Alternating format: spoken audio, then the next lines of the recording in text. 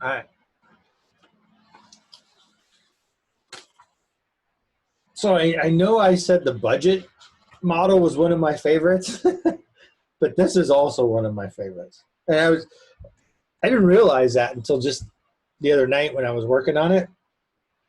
This is the one where when you do it right, you get to decide who you work with, right? This is like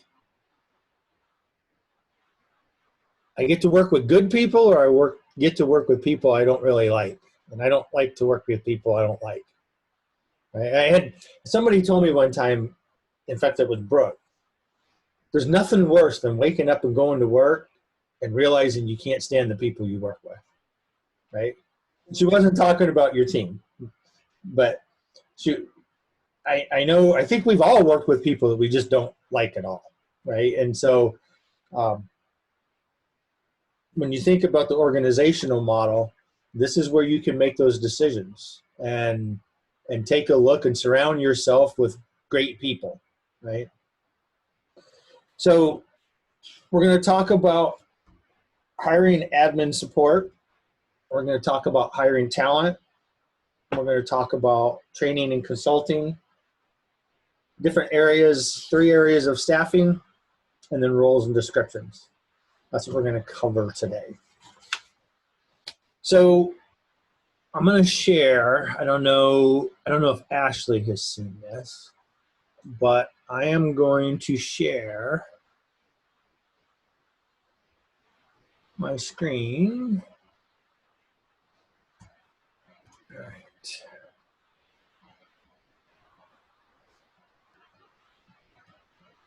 Everybody see that? Awesome. Okay.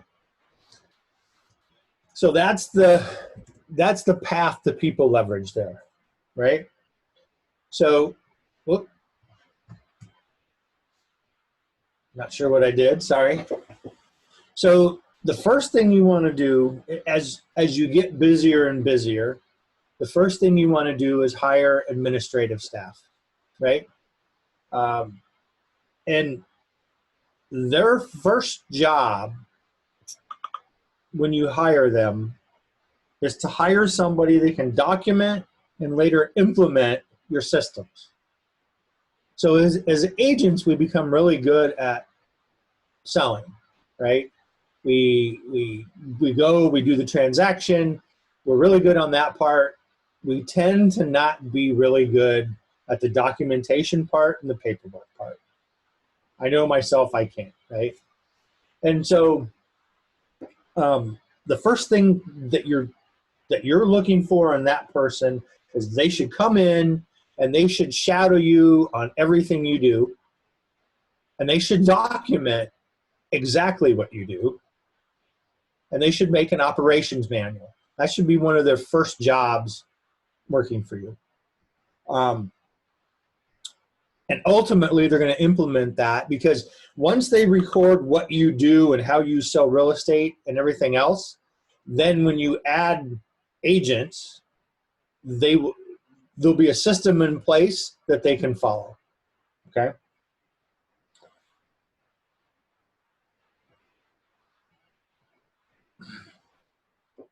A lot of times, that first person that you hire has a good, well, maybe not the first person, but if you hire the right person, that person can ultimately become the CEO of your company, right? Um, and if you look, there's a lot of administrative people. I know some on the East Coast that started as administrative people and ended up being CEO of that team. Ultimately, there's 3 types of leverage. So there's systems, there's tools, and then there's people. Those are the 3 types, right? So as you're getting started, you say, do I need a new system? Do I need a new tool, or do I need a person? When you're hiring people, your first hire needs to be an assistant. And a lot of people make the mistake of hiring a buyer's agent or a licensed agent, right? And the reason they usually do that is because they're afraid of the salary. I know for us, we didn't hire our first assistant until 18 months after we should have hired somebody, which is a long time, right? But just like everybody else, because you think if I hire, I'm afraid to commit to the salary and have to worry about that. And so I'll hire a buyer's agent because I don't have to pay them unless they sell some, right? And so that's easy. But that's a big mistake. It slows down your growth. So if you think about it, and if you look at the salaries of starting administration, if you do the work and you figure it out, it's about $3,000 a month. But if you hire a buyer's agent and they sell 2 or 3 properties a month, how much are you paying them? You should have hired the assistant and kept selling yourself, and you would have been more money ahead to grow your business and then fund more lead generation, and your business would have grown faster than doing it the other way around and hiring the buyer's agent. So don't make that mistake, but it's a hard mistake not to do, right? Your second hire should be another assistant. Yep. So when you're on a team as an agent and you're looking at hiring your first, the showing assistant, is it like, you know, so we have already administrative staff on the team. Mm-hmm. So as an agent within the team, are you hiring your showing assistant first? And are they licensed or are they not licensed, in your opinion? In my opinion, they would be licensed. And they would be, as an agent within a team, your showing assistant would be your first hire. Yes. Yep. The team would provide the assistant, the transaction coordinator, marketing people, all of the assistants there. As a team within a team, your first hire should be a showing assistant. In my opinion, that everybody should be licensed. And that's the way it is on our team. Every assistant that we have is licensed. As far as a customer service practice, I think it's good that everybody can have the conversations that they need to have and have that knowledge. That's my belief. So you've got the 3 types of leverage: systems, tools, and people. We talked about there. So the definition of, so we've got you hired your one assistant, now you hired your next assistant, right? So what happens is your first assistant comes in, she documents everything, and she's also doing your transaction coordinating at this point, right?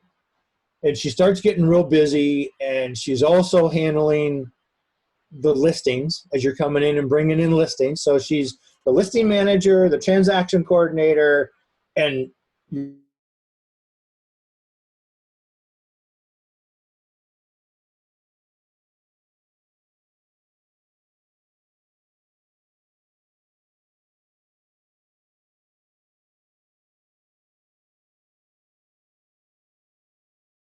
a buyer's agent, right? You get busy, you don't have time to show, and so you hire you hire a buyer's agent. There is, in the new model, one of the things they talk about is you hire a showing assistant instead of a buyer's agent. Everybody should start out as a showing assistant, is what they're saying in the new model. And then they graduate to a buyer's agent.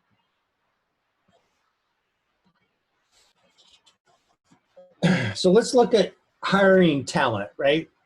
So what's the definition of talent?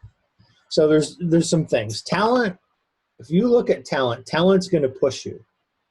They push you to get answers. They push you to move forward. They push you a lot of times out of your comfort zone. They want to go, go, go, right? Talent also shares your goals, and they have a need of fulfilling their own goals also, right? Talent generally pushes you consistently. If you don't want to grow, if you want to have a team but you don't want to grow, that part gets exhausting, because when you have talented people, they want to grow, right? And so they push you. Sometimes you might not be ready, but you got to figure out how to grow. Talent is also, they also want to raise the bar, and they want to be associated with other talent, right?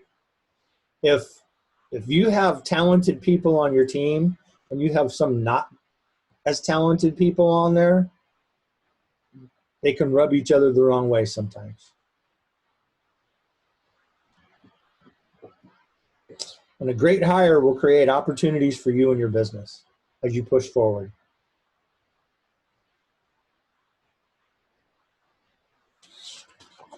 So now you've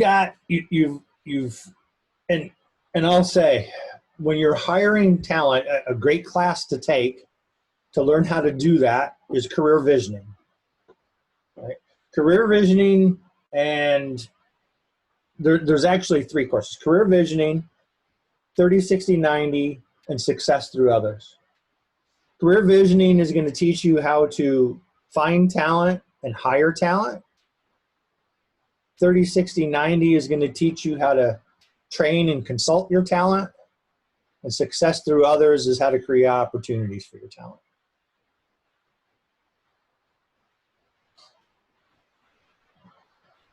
So when you're training and consulting, so now you've hired the person and they come on, and now you're training and consulting them.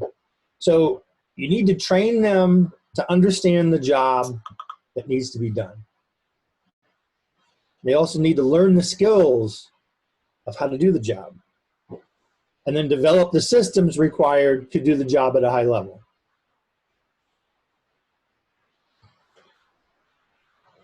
You should also have weekly accountability and review, right?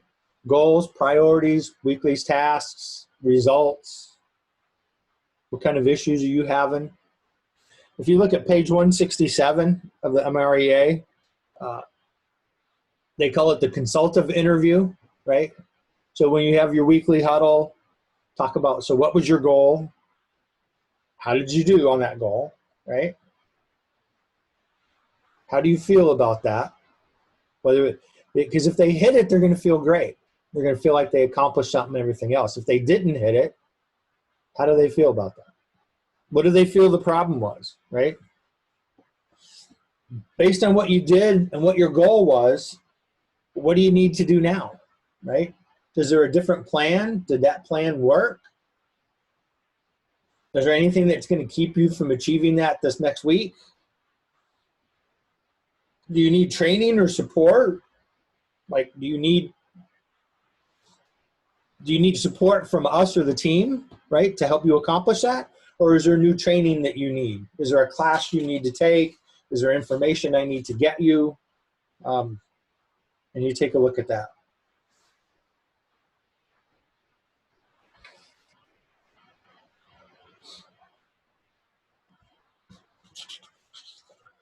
So back to this chart I have up here. So you've got you and you've got your 2 assistants now, right? And now you've got another buyer's agent. And then you add another buyer's agent, probably, maybe a third, depending on where you're at. One of the last things, well, the next thing you probably need after that is going to be a listing manager, right?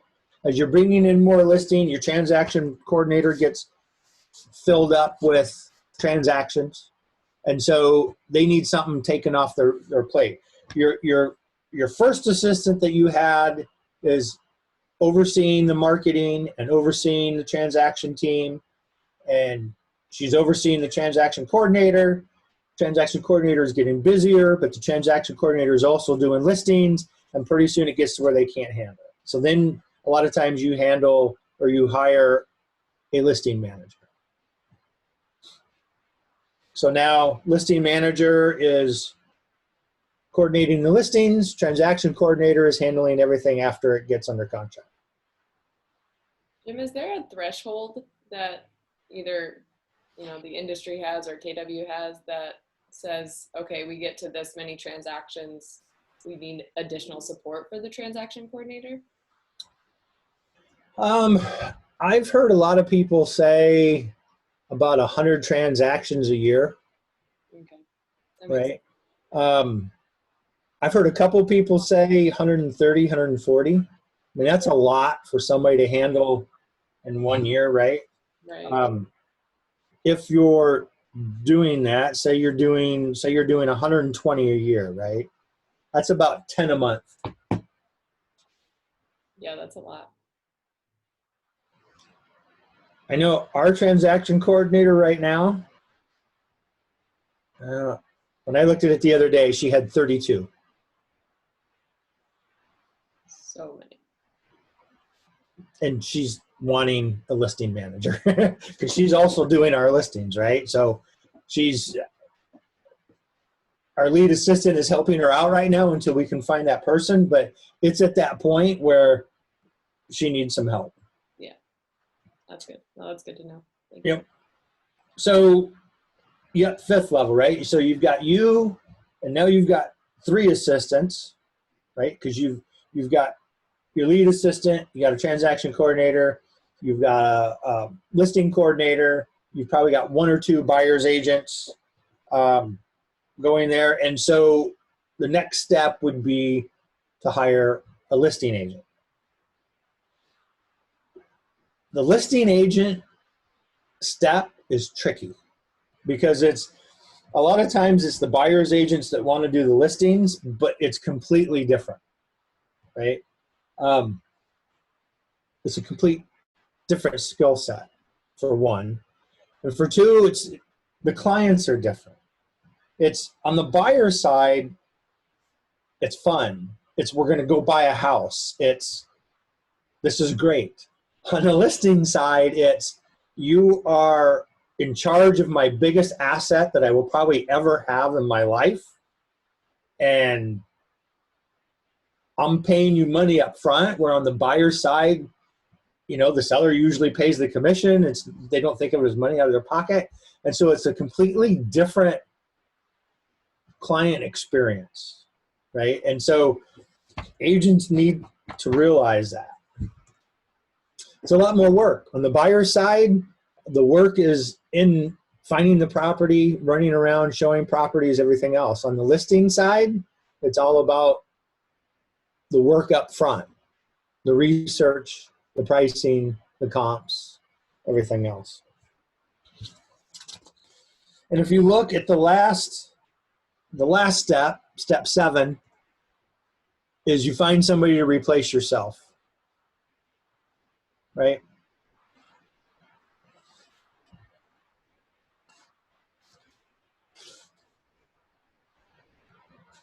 I'm not a big fan of that step, personally, right? So many people that have actually gotten to 7th level and stayed out of it. After this last year, probably not many. Yeah. Right? I don't know. I know this is the model,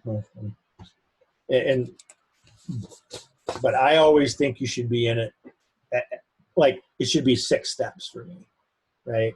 Yeah. I think to stay connected to your team and your people and the market and know what changes you need to make as a business owner, you've still got to do some of it, right?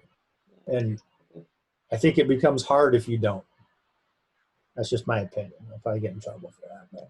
Well, I would argue that, once you have your CEO in place who's running the business the way that you planned for it, you're not totally stepping away from it.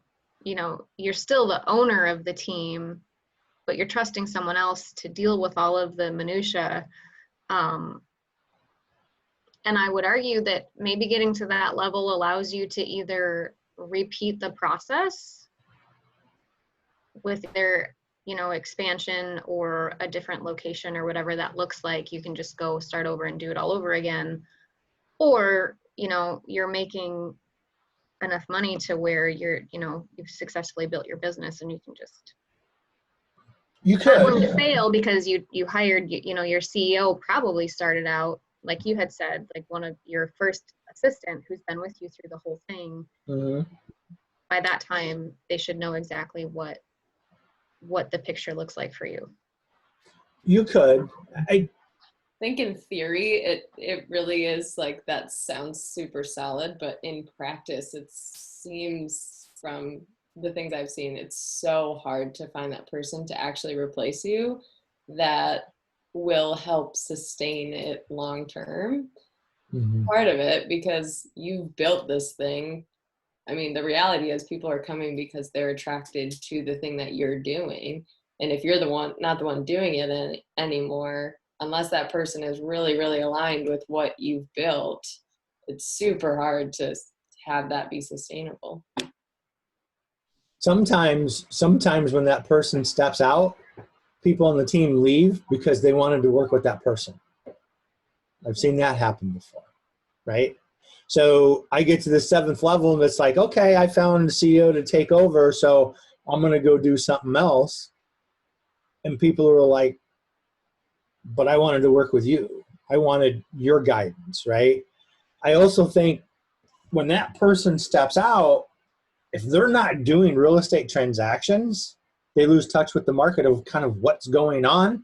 And so it's hard for them to lead some of the people on their team, right? I think I've just seen that happen over the last couple of years.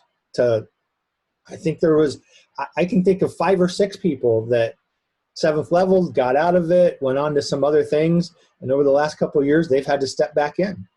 They've lost key people. The market has changed. You know, they're good businessmen, but I think you've got to keep that foot in the water to stay on top of it. That's just my belief. But at the same time, you still need to do those other opportunities, right? Because you gotta do that and create a world big enough for everybody. Because the reality is once somebody doesn't feel like there's opportunity within your company, they're going to leave, right? They outgrow you. They don't think there's any room for growth. They don't think there's any opportunity. And so they start looking at where else could I find that? And then they leave and you lose good people. There. Thoughts?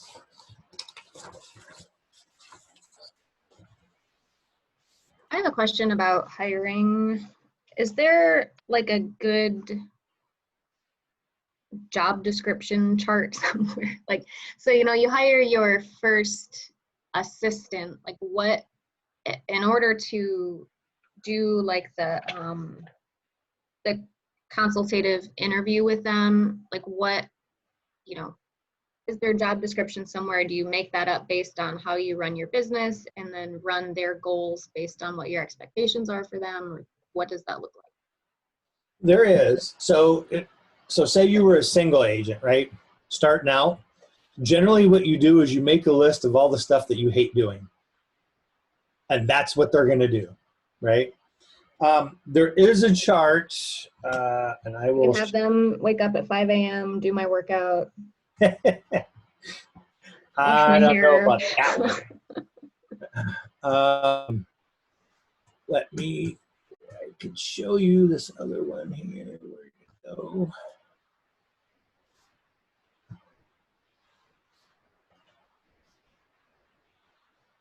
I'm going to share another one here. See if you can see it.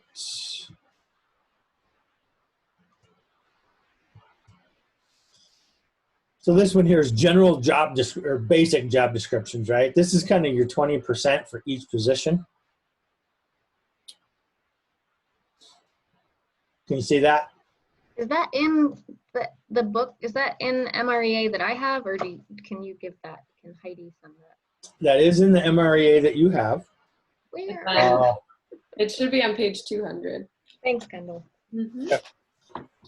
I could have continued to struggle, but I didn't want to. And Heidi can send it to you. I got it. Right. So these are like, if you look at the buyer specialist, right? This is their 20%. Secure appointments, So prospecting and finding the appointments, get buyer agencies, show properties, call your buyers weekly, and negotiate offers. That's their 20%.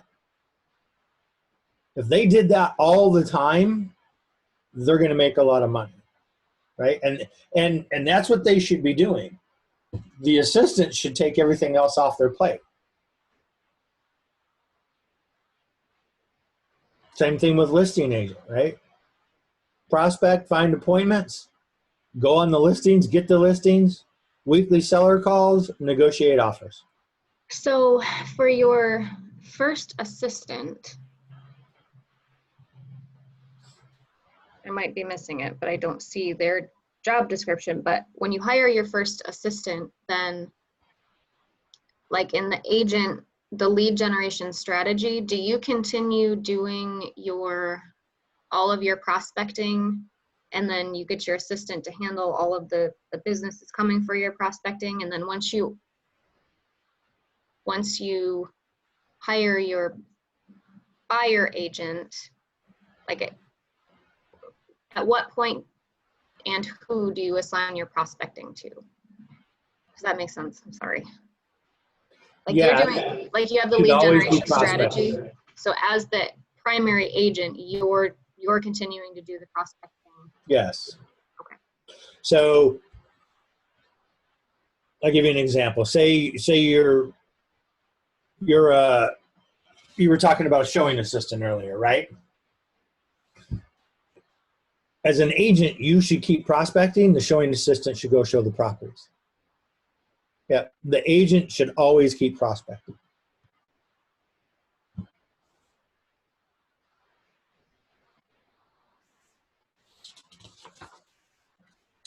All right, so we've got 3 areas of staffing, right, of people. So we talked about systems, we talked about tools, we've talked about those before in the lead generation model and the budget model and different things. So the 3 areas of staffing are your administrative team, then your buyer's division, and your listing division, right? Your administrative team is going to consist of an operations director, ultimately, right? If you had everybody and it was all built out, and you could see right here the job descriptions. I could also show you what a fully built out organization model looks like. Kind of looks like that. So you got an operations director, marketing manager, transaction coordinator, listing manager. You've got a lead coordinator. At some point, you're going to get so busy with leads coming in, somebody's got to coordinate those and make sure they're getting in the right places, assigned to the right people, or it just gets out of hand. You could have inside sales. That's the telemarketer position, right? An ISA or an OSA. And at some point, as you get close to the MREA model, you'll need a runner, right? It becomes time consuming and not a high dollar producing activity to put signs on yards, lock boxes on doors, right? You got your buyer's division. You got a lead buyer specialist that will oversee the other buyer specialists, and you could have a showing assistant, right? In the new model, it's not called the lead buyer specialist, it's called the sales manager. And on the listing team, you might have a listing specialist. In the model, they are kept separate, right? Buyer's agents, listing agents, completely separate. And a lot of that is because the personality type that best fits those positions are different, right? Over the years, it's kind of evolved. There's kind of a hybrid where some people will do listings and buyers. It's a little bit more tricky, right?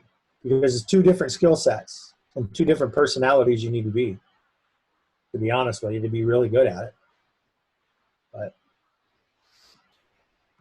I would argue too that the benefit of having the two separate, once your business reaches a level where you're so busy that you need to start hiring these people, it's difficult to keep track of, if you've got 300 leads coming into your buyer specialists at a time and they're also attempting to do listings, it's just difficult to keep track, have everyone doing what they're supposed to be doing when they're supposed to be doing it. So that's kind of why I would think that the model makes the most sense, just from an administrative standpoint or from a lead follow-up standpoint. It does. I mean, the other thing is, like, so if somebody's a buyer's agent and that's all they do and that's all they focus on, they become really, really good at it, right? If somebody's a listing agent, they become really, really good at that. When you split up the focus, generally one side or the other suffers, okay? So if a buyer's agent starts doing listings, generally their buyer side starts suffering and their business goes down on that side. And conversely, if the listing agent starts taking on buyers, their listings usually go down. It's because they're splitting up their focus. And like I said, the personalities are different. So we have a course called Career Visioning now, right? It used to be called Recruit Select, and so they used what they call vectors, right? So a high vector 1, which is the D part of the personality, right? They are drivers, they're really impatient, they get things done, they push to get things done, right? And the vector 2, which is the I part, they're incredibly social people, they network a lot, they're great at building relationships and rapport with people, right? Vector 3, which is the S part, they want security. It's all about the relationships. They don't like change. They're a little bit more methodical in the way they do things. And then the vector 4, the C part of the personality, is they're concise individuals, they're exacting, and they're very precise, right? And so the different personalities, so like on your administrative team, you want a high vector 1, high vector 4, right? They drive things, they're very precise, they're very exact, they're great at filling out their paperwork, they're very detail oriented, right? And you hear in Keller Williams, they talk about you need to find an empire builder. That's what an empire builder is, right? A high D, high C. Your buyer's division, your buyer agents, they're more of that high I and a high S, right? They walk into a room and they can build rapport with somebody super quick, and they're very good at relationships. And then on the listing side, you still need that high I that needs to be really high, but then they have a high D because they need to drive. They need to close for the listings and get it done, right? And so your listing person needs to be a high ID. Your buyer side is a high IS. Two different personalities. And so sometimes when you mix those and let somebody do both sides, they're not usually both, right? So it's a challenge for them. They've got to kind of adapt their personality when they go on one appointment or the other, which makes it a challenge sometimes.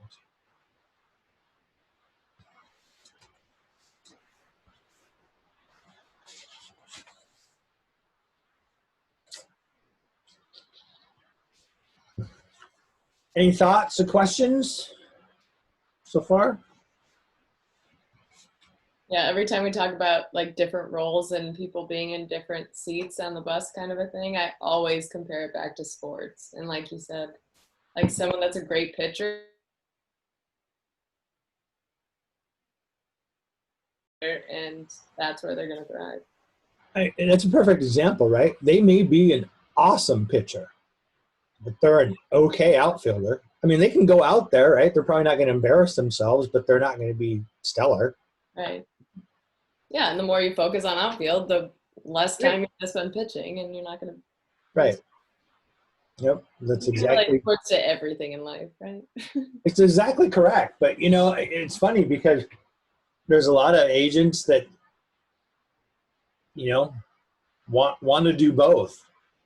And I know, so when this was written, they have telemarketer in here, but I've seen some models where, so they have themselves, and then they hire an assistant, and they hire another assistant, and then instead of a showing agent or a buyer's agent, they have hired a telemarketer or ISA or OSA, right? An agent down in Texas did that.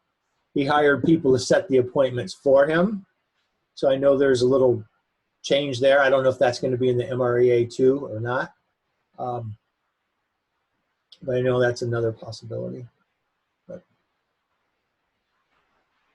So back to your question, Ashley. So say you're on a team, right? And you're one of the agents over here. You have the administrative help from the team already.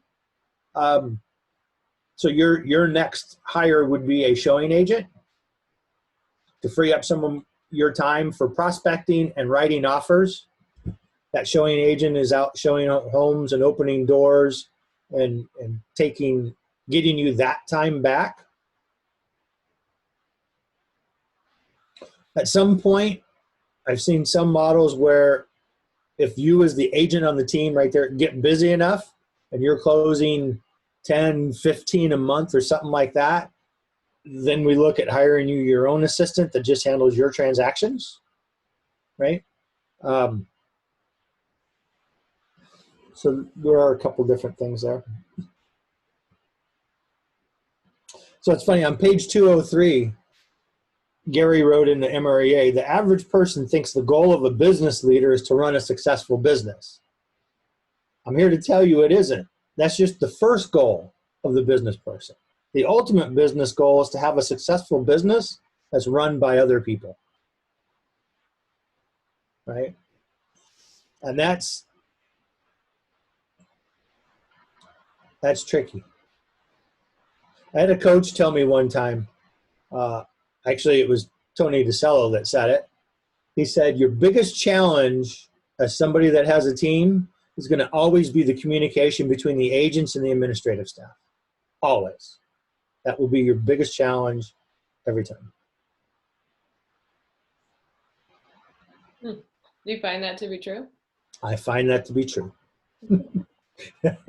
I find that to be very true, right? Because as I said before, the administrative side, they're very exacting and precise. They want their stuff filled out correctly, completely. They want all the details, right? The agent is like, here's a half filled out sheet. I know I've been guilty of this too. Here's a half filled out sheet. This should be enough information. Go with it, right? And yeah, it can be a challenge. Yeah, it's very different personalities for sure. Very different. Very different. I'm so glad that Heidi's on here. She's probably not listening. Either that I bet she tuned right into that particular part. Yeah, she did. I think that like that running, having back to trusting someone else to run your business. Like, are you looking at, there was the Win Make Give podcast from 2 days ago, I think, was about loyalty. And so that goes straight into hiring the talent and making sure that you are, I think as long as you're hiring people who are truly loyal and truly talented, their talent is a match to yours, then, this theory of you stepping out and just being an owner with a CEO becomes, first you have to get out of your own way, right? And remove your ego from it, which is easier when you know that you have people who are on the same page. Yeah, you know, ego is a big thing, um, and can stop you from doing things you need to do, right? With buyer's agents, you know, you get people that call in and say, well, I've got to deal with this client because they know me, right? And in reality, no, they just want the same service that you provide. It could be from somebody else. And chances are, as that person gets trained and learns the job and everything else, they're going to be better than you because that's what they're doing, where you're kind of spread thin.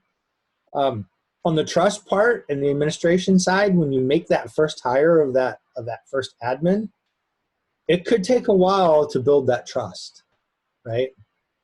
Um, Depending on who it is. If it's somebody that you just met 3 weeks ago in the interview process, it's probably going to take a little while. Um, I was fortunate enough that the person we hired, I had known for 15 years. And so I didn't have to worry about the trust part. There was trust from day one, right? Um, but generally, you put an ad out, people come in through, Indeed or who knows what, and you don't know them from anybody. So you got to build that trust. And that could take a little bit.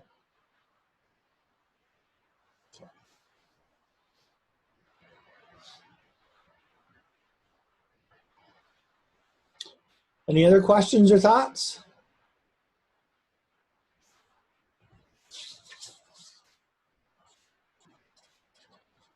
So first you add the admin, then you hire buyer's agents, and last the listing side.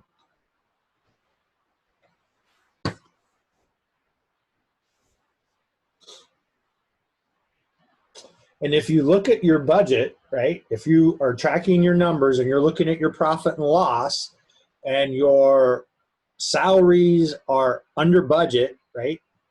So you're supposed to have 12% for salaries. If your salaries are 7 or 8% and you're busy and you're getting the income, then you need to hire somebody else on the administrative side, right? So you can look at your profit and loss to tell you if you need to hire somebody. Or if your admin comes to you and says, I've got way too many transactions, you need to find somebody before I rip your head off, that's another indication. So.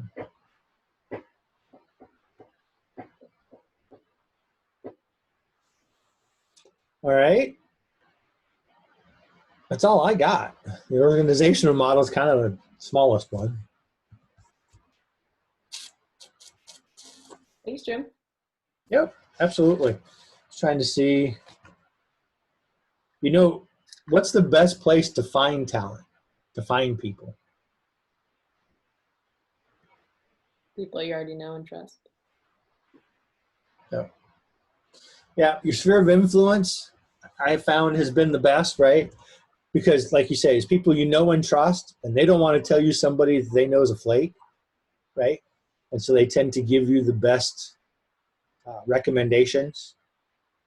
There's allied resources. You can do ads. We haven't had great success with ads. We've got a lot of applications, not many people that end up turning out very well. So, all right. Well, I think that's it, unless you guys have more questions. Good. Thank you again. Absolutely. See ya. Bye.